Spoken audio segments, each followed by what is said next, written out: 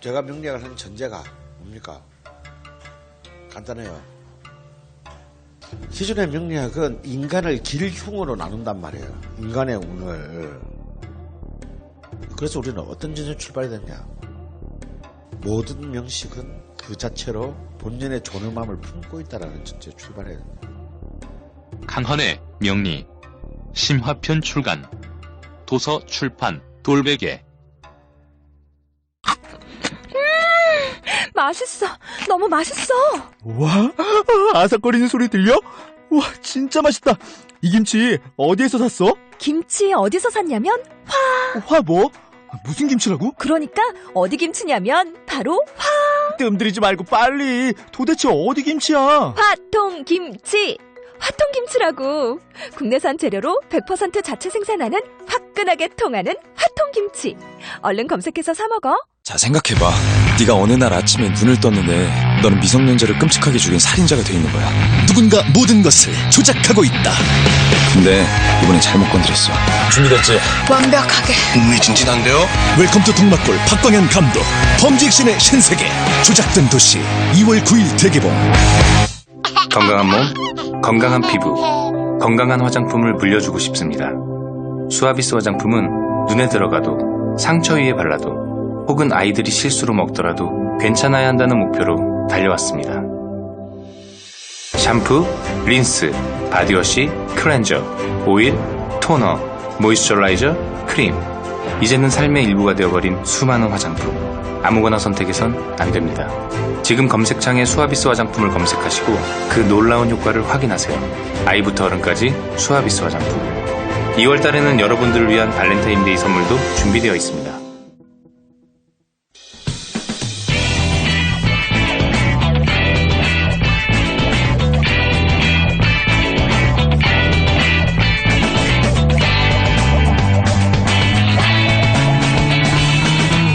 김어준의 뉴스 공장.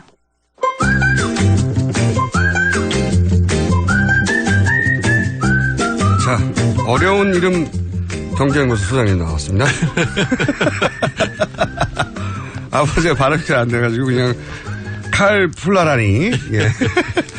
제가 원래 발음이 잘 되거든요. 근데 이건 너무 리을이 많아요. 칼 플라라니. 플라라니 아니라 플라니라. 원래 영어 잘하잖아요. 외신들 주로 보고 방송을 하시는. 이거는 영어 아닌 것 같아요. 이름이 어느 나라 사람이요? 헝가리 사람입니다. 원래는 그렇죠. 헝가리 사람인데 이제 나중에는 캐나다에서 살았죠. 네. 어려운 이름 사회경제연구소 소장님 정태인 소장님 나오셨습니다. 네, 안녕하세요. 자, 오늘은 뭡니까 주제가? 네, 오늘 트럼프의 경제 정책에 대해서 특히 이제 통화 전쟁, 우리가 환율 전쟁이라고 부르는 게 지금 임박했잖아요. 트럼프는 경제 정책이 있다기보다는 마음대로 하는 거 아니에요? 네, 그런 느낌을 주죠. 그러니까 트럼프의 외교안보 정책도 그렇고 경제 정책도 그렇고 네. 기존 이론으로는 잘 해석이 안 돼. 한쪽이 이거 이쪽 이론에 가깝네. 그럼 다른 쪽이 달라요. 그러니까 이론이 없는 거예요. 내 마음 속에 있어. 내 안에 있어. 어떻게 보면은 대단히 실용적이고 대단히 현실적이고 네. 특히 장사꾼이라는 느낌이 확 드는 것이 그건 확실한 것 같아요. 당장 이익이 되는 건 무조건 한다. 네. 그리고 당장 뭐가 문제야? 그럼 그걸 힘으로 돌파하겠다. 이런 모습을 보이고 있죠. 그러니까 이제 보통은 뭐 이념이나 가치 또는 이론에 따라 일관된 게 아니라 그때그때 요거 좋아. 그러니까 재밌는 게 네. 사람들이 트럼프노믹스 또는 트럼프의 정책이 어떤 이론하고 비슷하다 그러면 그 이론의 대가들이 부정하고 나와요. 예를 들어서 이제 트럼프노믹스의 제일 큰 게 1조 달러 이상 인프라 투자하기 때문에 굉장히 필요한 일이고 크루그만 같은 사람들 그래서 굉장히 주장했거든요. 근데 이제 트럼프노믹스 나오니까 그러면 안 된다. 이렇게 이제 크루그만이 나온 거죠. 이제 금리를 인상해야 된다고 나왔고 외교안보 정책은 현실주의라는 거랑 가장 비슷해요. 그러니까 미국의 가치를 세계에 수출하고 이런 소리 하지 말고 미국은 원래부터 이렇게 좀 고립되어 있는 나라니까 각 지역은 각 지역이 알아서 하게 해라. 외국에 수출하려고 하지 마라. 외국에 정권 바꾸려고 하지 마라. 이런 게 이제 현실주의라는 건데 트럼프가 이제 그 비슷한 점이 있잖아요. 그러니까 당장 월트라고 하는 하버드 대학 교수가 트럼프는 합리적 행위자가 아니다. 우리 이론이 적용될 수 없다. 이렇게 바로 어제 썼습니다. 제가 보기엔 트럼프 노믹스의 그 가장 핵심은 노믹스가 아니라는 데 있어요. 노믹스는 뭔가 일관된 정책과 기조에 써야 되는데 트럼프 노믹스는 노믹스가 아니라는 게. 예, 뭐 김어준 총재하고 비슷한 점이 많아요. 당장 이기게 되면 한다. 당장 인터뷰 하다가 이 사람이 약간 재밌는 얘기를 하면 막 수긍해주고 막. 제목에 신문 제목에 나올 것 같으면 무조건 한다. 그 중에 하나가 이제 인프라 투자. 제가 그러다가 그 와중에 다 드러운 척 하면서 허점을 찾는 겁니다. 그 트럼프도 그래요. 두 번째, 그러니까 첫째는 인프라 투자라는데 이거는 뭐 미국의 지금 그동안 이제 재정을 줄이느라고 미국에서 이 도로 항만 이게 엉망이거든요. 그거 해야 된다는 거고, 그거 뭐 누구나 긍정할 수 있는 부분이고요. 두 번째는 법인세를 깎아준다. 법인세. 최고세가 뭐 35%인데 그걸 15%까지 떨어뜨린다는. 자기가 기업을 하니까 항상 네. 세금을 덜 내고 싶었던 마음을 반영한. 그것도 있고 이제 외국하고 경쟁하려면 아일랜드하고 지금 경쟁하겠다는 얘기고. 아일랜드요? 예. 세 번째는 가장 작은 주어보다 작지 그러니까 않나요? 이 사람이 미국이 세계 최강국이고 뭐 세계를 이끌어가간다 웃기지 마라. 지금 당장 미국 기업이 어렵고 미국 노동자들이 고용이 안 된다면 그 가장 경쟁 상대가 되는 데보다 더 좋은 조건을 줘야 된다. 이런 생각을 갖고 있는 거죠. 알겠습니다. 세 번째는 국경세라는 건데. 국경세. 예, 또는 국경조정세라고 하는 건데 이거가 굉장히 최신인 건데 뭐냐면은 한마디로 얘기하면 수입품에는 불리하게 하고 수출엔 유리하게 한다. 네. 그게 뭐 일단 보호무역주의니까 기본적으로 들어오는 건 싫고 나가는 건 좋고 이거 아닙니까? 네, 그렇죠. 그러니까 어떤 제품을 만들려면 수입 부품이 있고 국산 부품이 있을 거 아니에요? 네. 그럼 수입 부품은 비용으로 안 쳐줘요. 그러니까 이거는 그냥 세금 대상이 되는 거고. 부품이 아니라 뭐라고 치는 겁니까? 그 비용이 아닌 거죠. 이거. 그다음에 수출할 때는 이제 보조금을 주는. 그러니까 말하자면은 수입품에 대해서는 관세를 더 때리고 수출에 보조금 주는 거나 비슷한 건데 이거 사실은 동아시아 국가들이 하는 거거든요. 그거를 세계 제1의 미국이 한다 그러면 어떤 일이 벌어질까 이게 이제 문제가 되는 거죠. 그러니까 이제 지금까지 예상했던 이론으로는 설명할 수 없는 앞으로의 이제 현상들이 벌어질 가능성이 높은데, 그죠? 그러다가 현상으로 붙은 이제 트럼프의 안노믹스, 트럼프 안노믹스에 의해서 지금 당장 드러나는 그 현상들이 뭐가 있습니까? 네, 이제 뭐 시작을 했는데 당장 부딪히는 게 뭐냐면은 이런 여러 가지 정책을 쓰면 그 미국 경제가 단기적으로 성장을 하거든요. 네. 그래서 상대적으로 다른 나라보다 지금 좋아요. 네. 그 미국 경제가 강해지니까 달러가 강해질 거 아니에요. 또 하나는 네.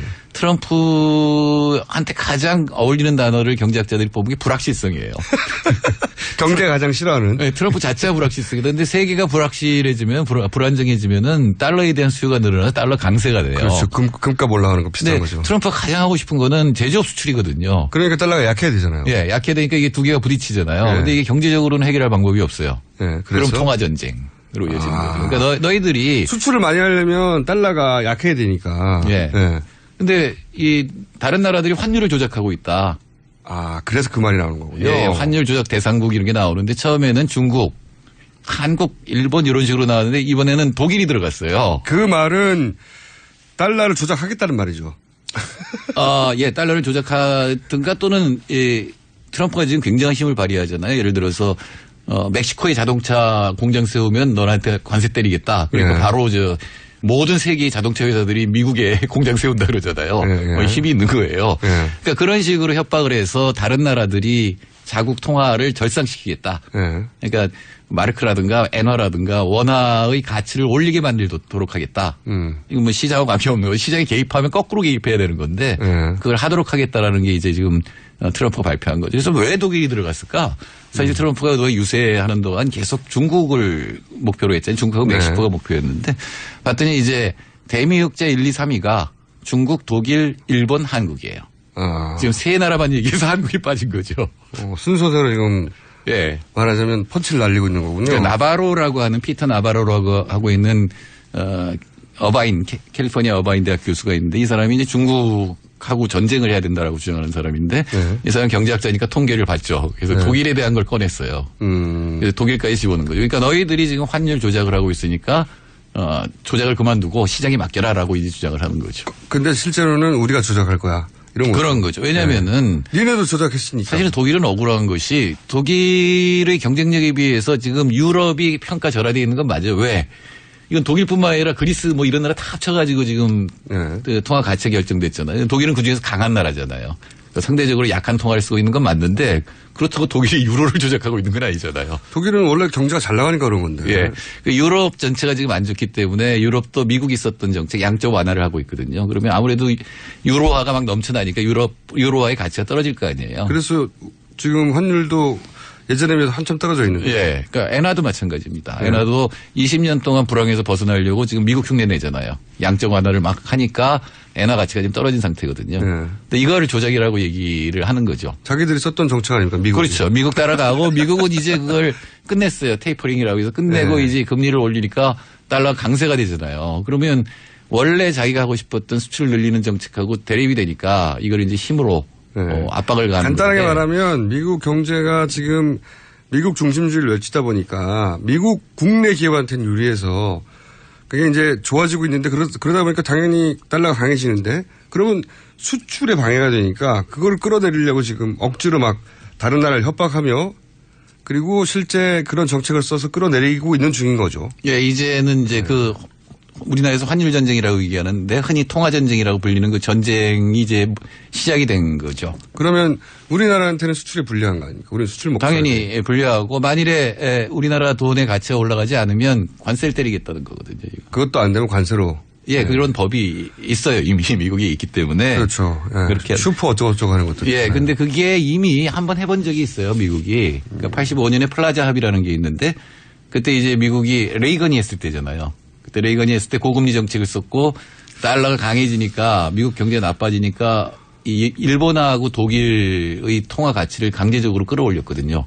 근데 이게 미국이 다른 나라는 모르겠지만 워낙 시장도 크고 힘도 세고 그리고 이제 달러 자체도 기축통화 그러다 보니까 이렇게 하면은 우리나라 입장에서 크게 영향을 받는 거 아닙니까 아주?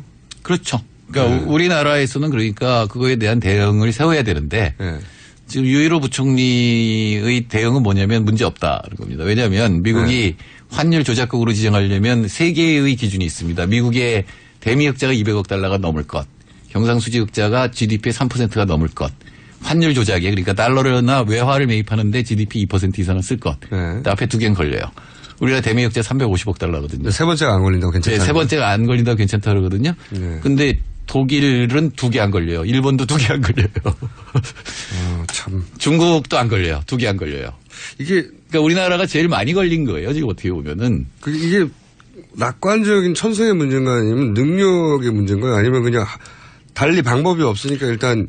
그러니까 지금 이제 트럼프의 유일호 경제부총리가 그렇게 대응하는 것은. 예, 그거에 대해서 여태까지 보면 트럼프가 협박을 하고 그거에 대해서 막 굴복하잖아요. 그럼 더 요구를 할 것이 뻔한데 우리나라의 지금 대책은 뭐냐면은 셰일가스 수입을 늘린다. 그러니까 더 사전에 먼저 엎드리겠다는 겁니다. 예, 엎드린다고 해서 이 사람이 더 요구를 안 할 것이냐.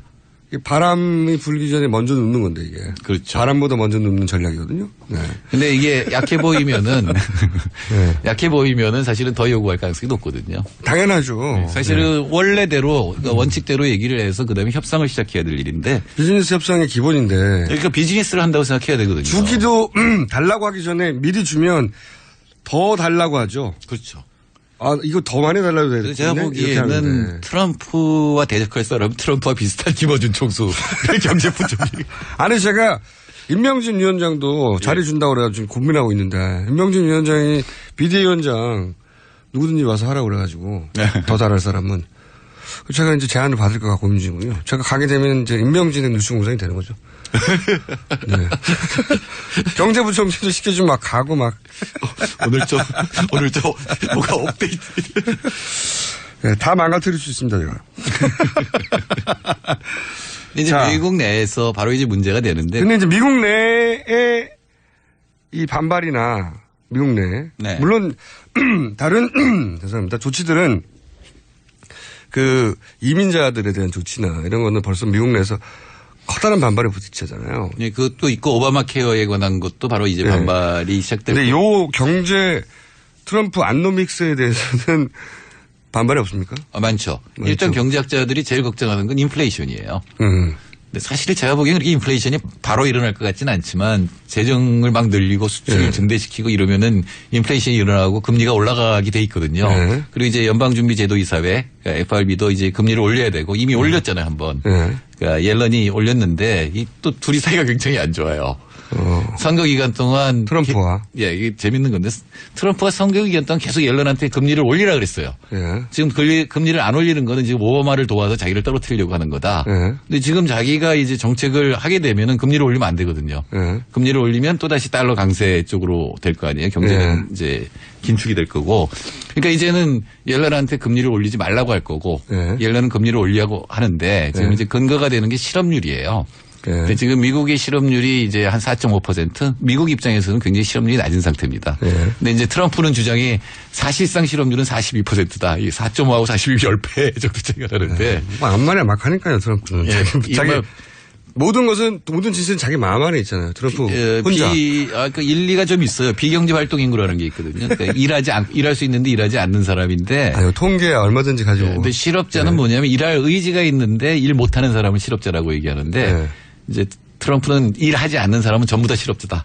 42%니까 더 늘려야 된다. 그러면 금리를 올리면 안 된다라고 지금 주장을 하는 거고. 트럼프가 무슨 그런 과학 경제 이론에 입각해서 얘기하겠어요. 그래서 이제 말을 하나 만들었잖아요. Alternative Fact라고. 얼터너티브 팩트. 사실이 대안적 진실. 사실이 아니다 이렇게 주장하니까 이 사람이 들고 나온 게 얼터너티브 팩트. 굳이 번역하자면 또 다른 사실 이렇게 주장하니까. 또 다른 사실은 거짓말이다라고 이제 미국 언론에서 반박했음에도 불구하고. 거짓말이라기보단 일리는 있지만 사실은 전체가 아닌. 이 경우에 적용되지 않는. 그런 어쨌든. 것들을 들고 나오는 거죠. 그렇게 되면 사실은 정책하는 사람들이 굉장히 혼란스럽게 되죠. 쭉 아주 빠른 속도로 트럼프에 대해서 정책에 대해서 얘기하고 미국에 흘러가는 정황에 대해서 얘기했는데 알아듣기 힘드네요. 어쨌든 한마디로 말해서 우리가 지금 트럼프 안노믹스에 의하면 우리가 상당히 불리한 수출 환경에 처하게 된다. 근데 이유는 우리 혼자 대응하려면 아무래도 힘이 약하잖아요. 그 GDP를 거의 15배, 18배니까. 그러면 똑같은 부당한 대우를 받는 나라들이 있으면 연합을 하면 되잖아요. 그렇죠. 독일, 중국, 일본, 한국 이렇게 연합을 해서 이 환율에 대해서 저항을 할 수가 있는 거죠. 말도 안 된다고. 한중일은 나라가 가깝잖아요. 그러니까 그런 생각을 해야지 다른 나라가 하기 전에 먼저 얘기를 들어준다고 해서 우리가 매를 안 받는 건 아니다라는 거죠. 도의 근성이거든요. 제가 보기에는 먼저 맞을 가능성이 높아요. 왜냐하면 독일하고 중국하고 싸움을 시작하는 건 트럼프도 겁나요. 굉장히 어려운 일이죠. 거의 GDP가 유럽하고 중국은 거의 GDP가 비슷한 나라들인데. 이게 노예 근성이 미국이 뭘 하려고 그러면 미국이 요구하는 것보다 먼저 들어주고 더 많이 들어주고. 그러니까 약하니까 바로 메티스가 먼저 왔잖아요. 자, 그런 상황에 처해 있다고. 한 반쯤은 제가 못 알아들었지만 대충 큰 분위기는 알겠습니다. 제가 보기엔 가장 잘 이해를 잘 하실 분인데 비슷하거든요. 임명춘 위원장님 저를 비대위원장으로 불러주십시오. 자, 지금까지 어려운 이름 사회경제연구소 정태인 소장님이었습니다. 감사합니다. 네, 감사합니다. 똥은 싸고 다니냐? 미치도록 싸고 싶다. 빅동의 추억. 미국 장사랑! 구렁이 똥 이뻤다. 장이 살아야 내 몸이 산다. 혈중 콜레스테롤 개선과 배변 활동에 도움을 주는 건강기능식품입니다. 빅동의 추억. 미궁 장사랑. 지금 검색창에 미궁 장사랑을 검색하세요. 이건 제가 써보니까 효과가 있는 것 같아요. 미 항공우주국 나사에서 우주인들의 비상식량으로 쓴다는 남미 최고의 완전식품 마카 플러스 한국에서 가장 비싸고 귀한 식품이라는 산삼 플러스 거기에 한국인이 좋아하는 녹용까지 일단 이 세 가지를 모두 넣은 제품이 나온 거니까 마카 산삼 녹용 대박, 좋은 건 다 있네. 031-323-2559 영한네이처 yhnaturi.com. 한글도 남보다 빨리 깨치고 참 똑똑했는데 갈수록 실력이 뒤처지는 것 같아 걱정이에요. 혹시 초등학교 교과서 본 적 있어요? 어려운 어휘가 너무 많아요. 학교에서는 어휘 개념을 하나하나 설명해 줄 시간이 정말 부족하잖아요. 그럼 어떡하죠? 내 아이의 어휘만큼은 내가 책임져야죠. 어휘 공부의 정석. 초등어휘 3천, 초등어휘 5천. 검색창에 초등어휘 3천을 쳐보세요.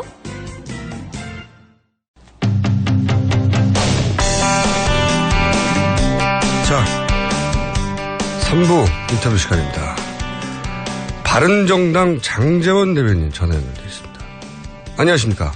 네, 안녕하세요.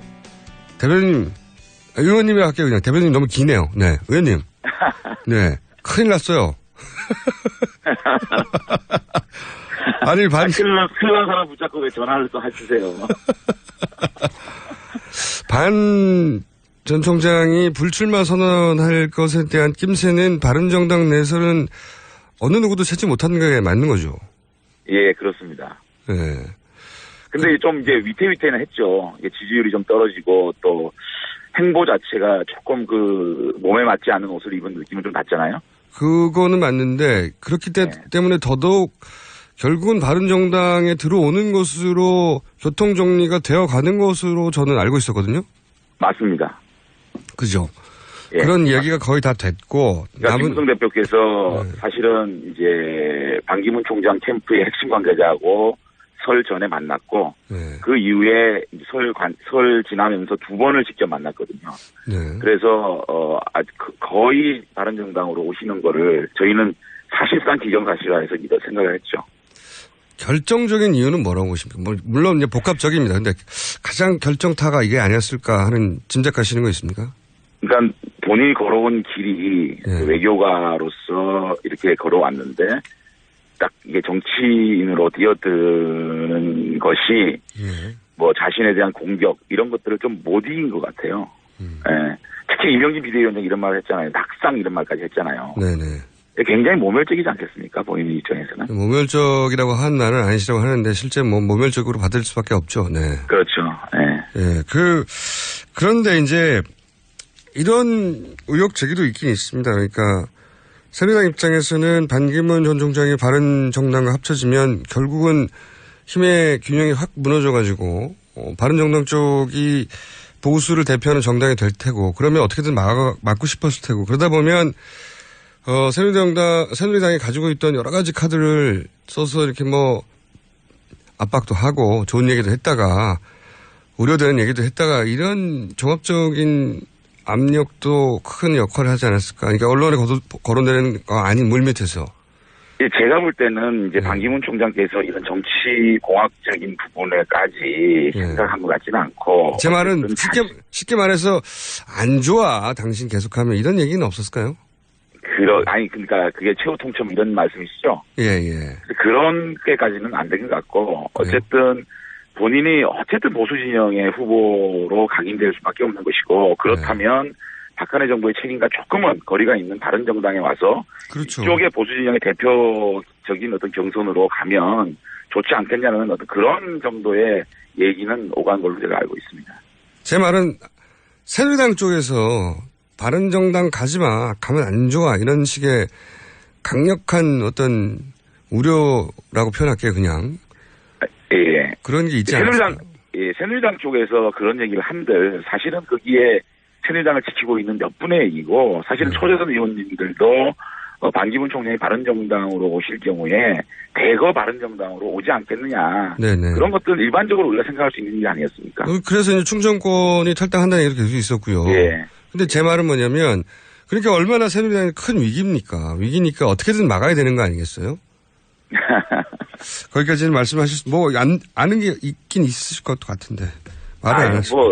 새누리당 쪽에서 어떤 얘기를 한들 그것이 반기문 총장한테 어떤 영향을 줬다고 생각하지 않고 다만 새누리당에서 마저 이명진 비대위원장이 모욕적인 발언을 한 부분은 굉장히 속상했을 것이고 하나의 어떤 이유로 작용되지 않았나고 예측해보는 거죠. 네. 비대위원장까지 나서서 공개적으로 그렇게 할 정도면 물밑에서도 얼마나 많은 작업이 있었겠느냐 제 말은 이건데요. 예. 자, 그건 그거고요. 지나가 버렸고 이제 유승민 의원이 이런 말을 했어요. 새누리당의 후보와도 이런 부사를 사용했습니다. 꺼리낌 없이 단일화 연대하는 것도 가능하다. 이게 이제 후보 입장에서는 그렇게 말할 수 있을 것 같은데 이렇게 되면은 점점 바른정당이 탈당해서 창당까지 한 취지가 무색해져가는 거 아닙니까? 결국은 가느라고.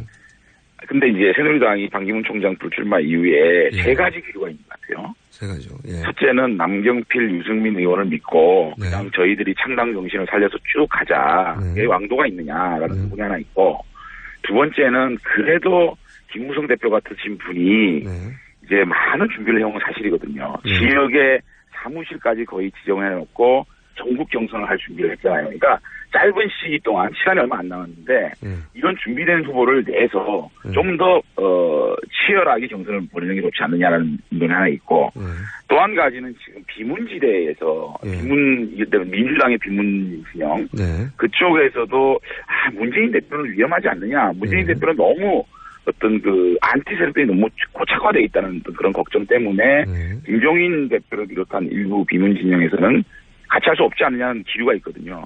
그렇다면 그분들과 함께 해야 되지 않느냐는 또 기류, 이 세 가지 기류가 지금 현재는 공존하고 있는 것 같아요. 바른정당 내에요. 네네. 쉽게 말하면은 남경필, 유승민을 키우자, 아니면은 김무성 불출마 선언했지만 차출해야 된다, 지금 강제로. 그런 기류도 분명히 있습니다. 네, 그렇겠죠. 답답하니까. 예. 그리고 답답한 상황 맞죠. 네. 거의 이긴 줄 알았던 거를 지금 친박 비박의 싸움의 관점으로 본다면 2라운드를 친박이 이긴 거예요. 1라운드는 탄핵 국면에서 비박이 이겼지만 저는 그렇게 해석하는데. 그런가요? 지켜봐야죠.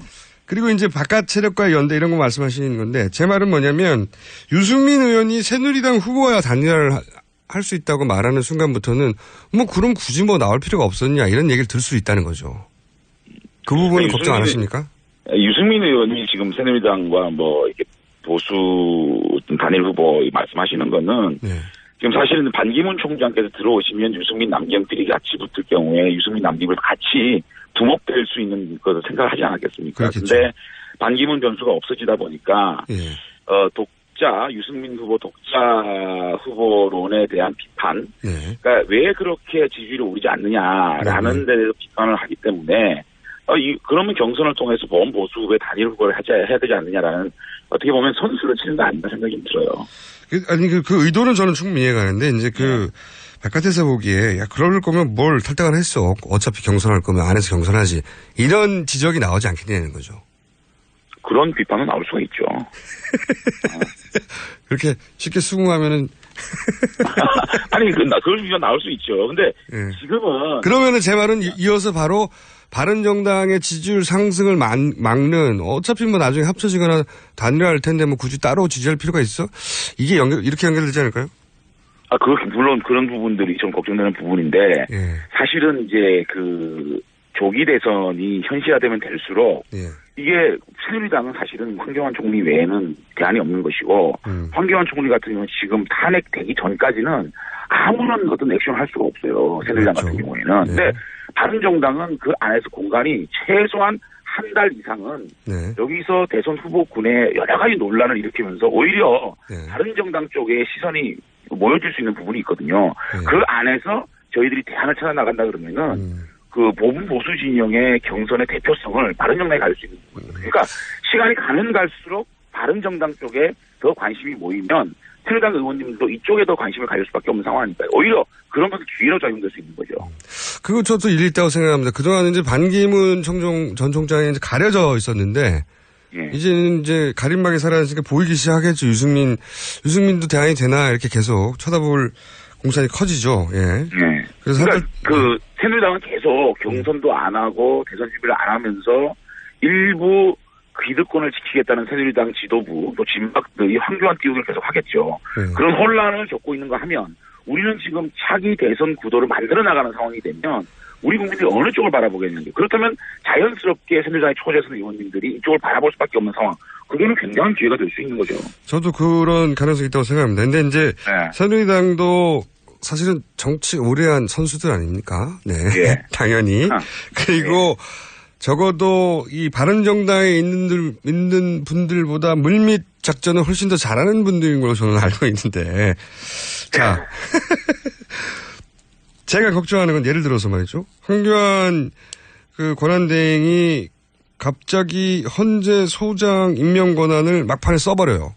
그래서 헌재 소장을 임명해야 하니 구인이 다시 될 때까지 헌재 판결은 내리면 안 된다는 뭐 정치적 압력과 여러 플레이를 하고 뭐 그냥 당하지는 않을 것이다.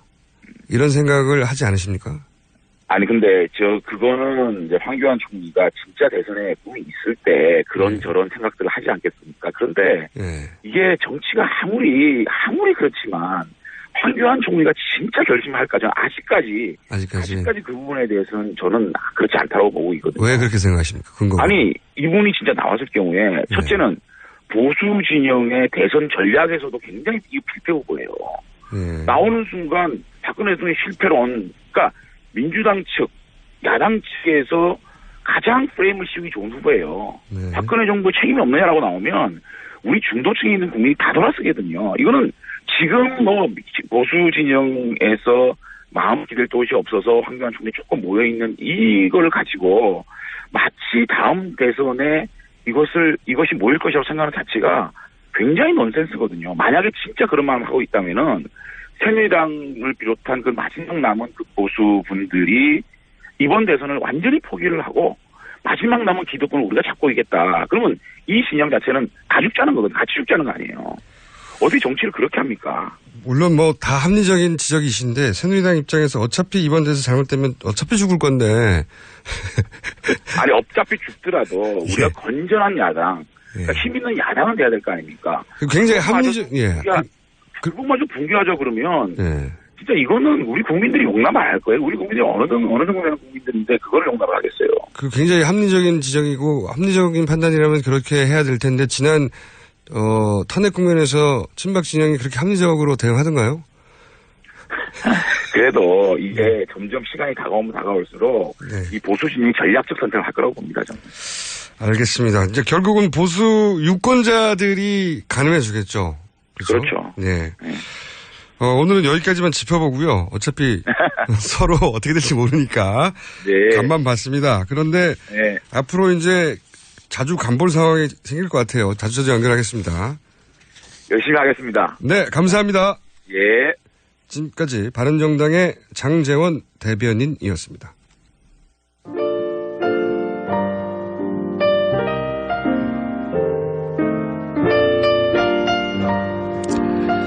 자, 오늘 임명진 비대위원장과 인터뷰가 폭발적입니다. 네.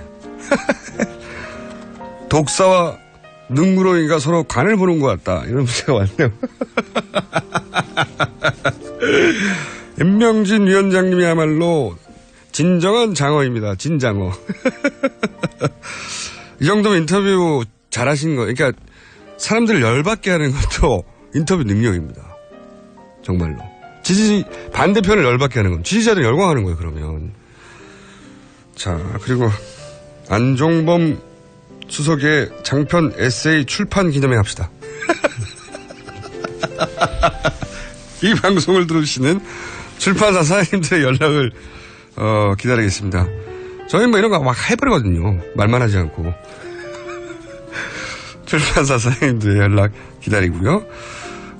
임명진 위원장님의 인터뷰에 관한 반응이 정말 많습니다. 네.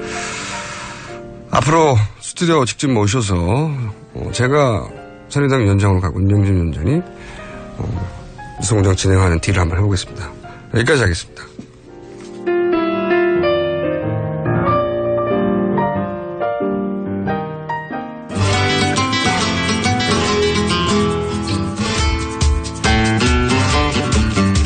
저는 이분 이름을 얘기할 때마다 대행이라고 막 자꾸 말하고 싶어요.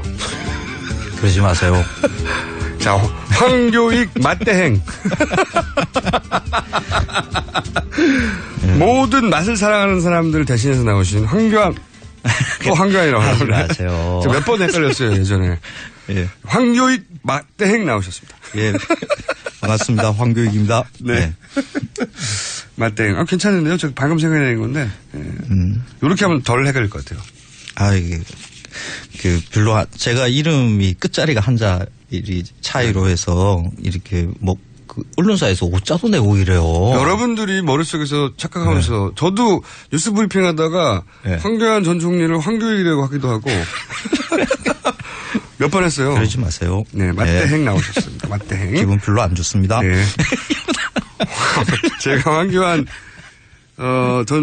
지금 또 전 총리라고 자꾸 하고 이제 대통령 후보로 나설 거라는 생각 때문에 이제 자꾸 전 총리라고 하고 그 분을 이제 황대행이라고 부르거든요. 안 헷갈리려고. 네. 맞대행이라고 부르겠습니다. 오늘 주제는 뭡니까? 슬로푸드 이야기를 하려고 그래요. 슬로푸드.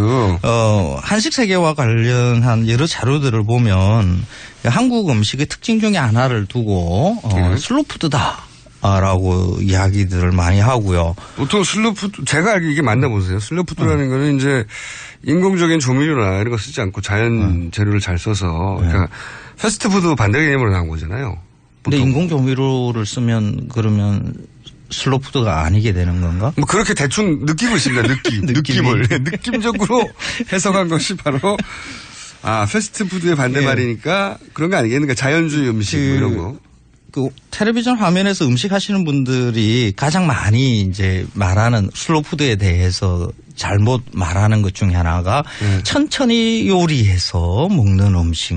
그거는 저는 아니라고. 천천히 그러니까 그 발효 음식이 먼저 떠올라요. 네. 그거는 뭐 된장 하나 담아놓으면 적어도 8개월은 숙성을 해야 되니까.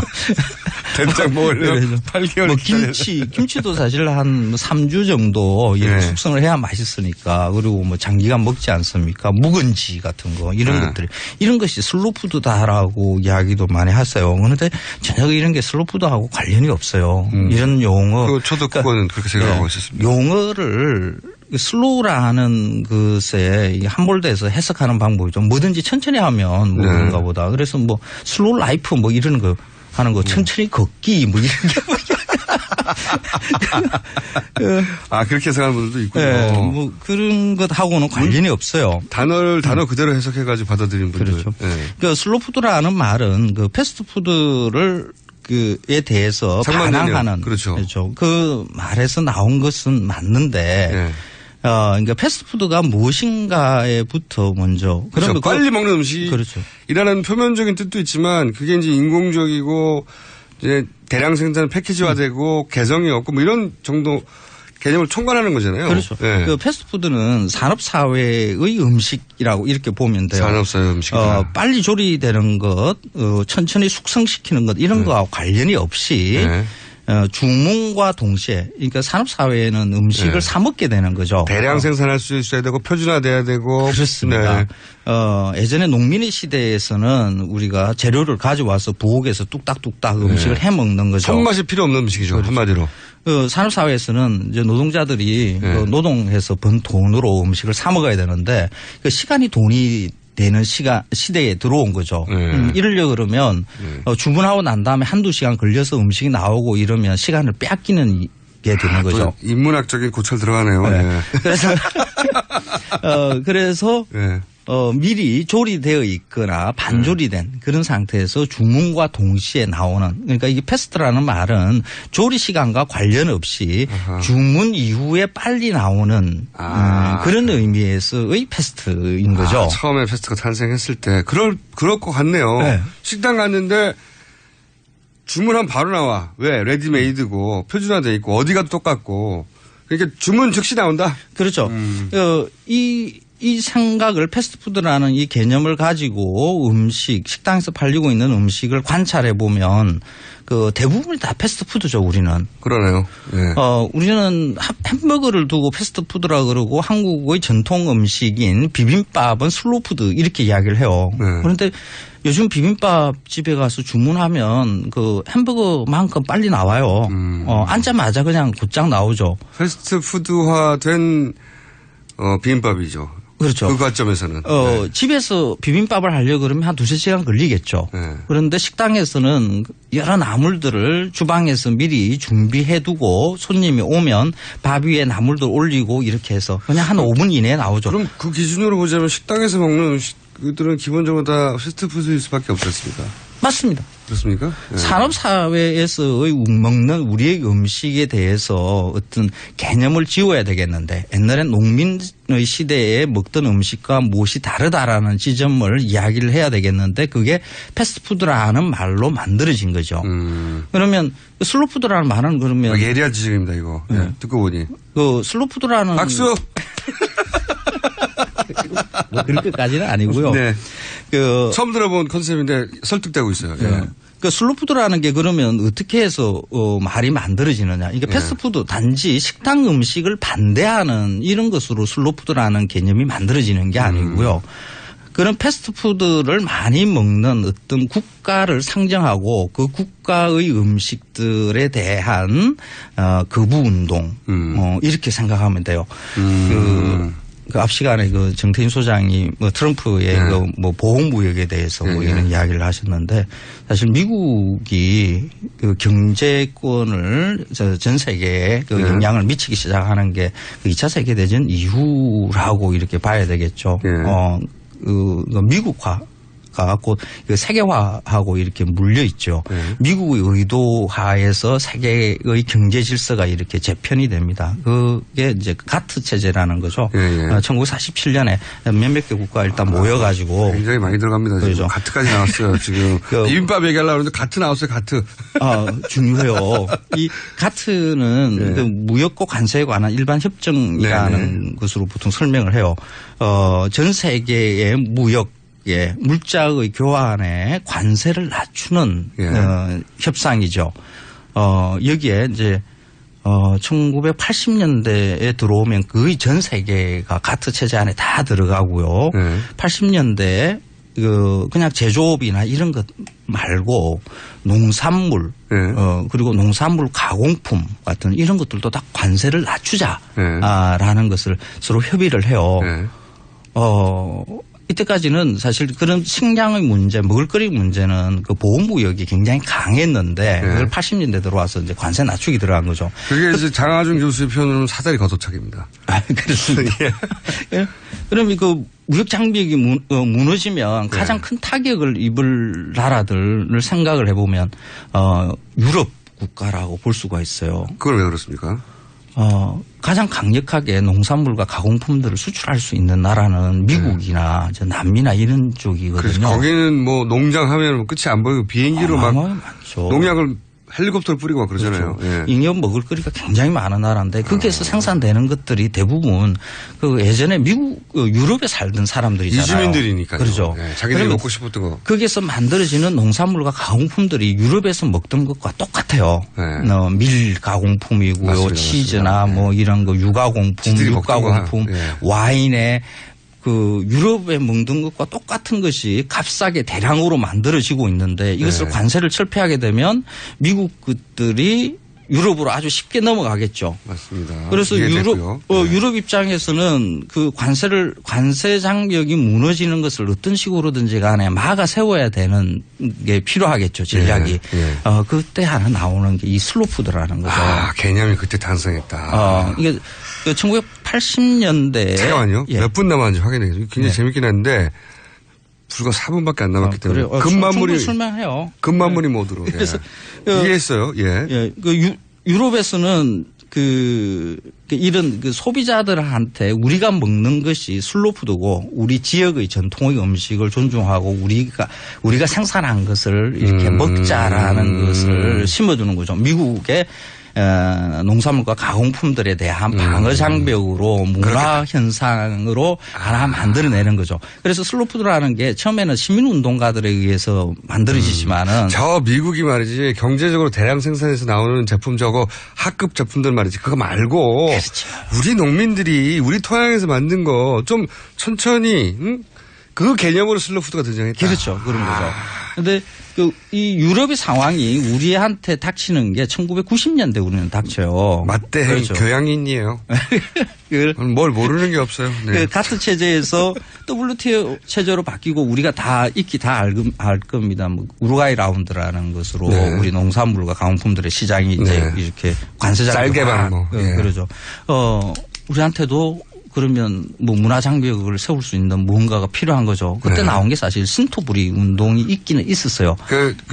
슬로푸드의 우리나라식 변종이 맞습니다. 신토부리였던 거죠. 예. 우리 슬로푸드의 한국 버전이 사실 신토부리인 거죠. 한우 이런 거하고 비슷한 맞습니다. 겁니다. 예. 근데 이 슬로푸드라는 것도 이제 그때 우리한테 들어오고 이렇게 번져 나가는데, 근데 그 유럽 상황과 그 한국의 상황이 좀 다르다는 것을 조금 이해해 볼 필요가 있거든요.